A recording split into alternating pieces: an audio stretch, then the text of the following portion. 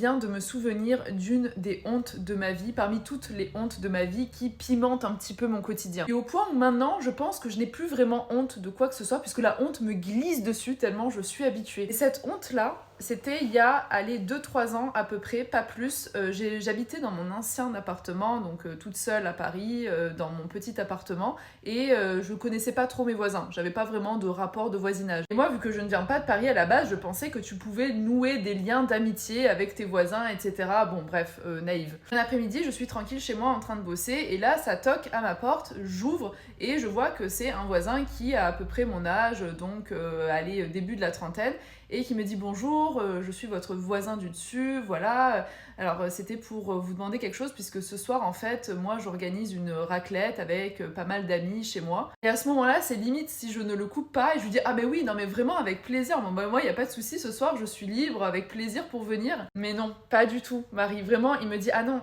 c'était juste pour savoir si vous avez une chaise à me prêter, parce qu'en fait on est déjà complet et il nous manque une chaise pour s'asseoir. Bah oui. Et évidemment, une chaise, bien sûr. Je suis partie vite aller chercher une chaise dans mon appartement, en me pétant la gueule aussi au passage, évidemment.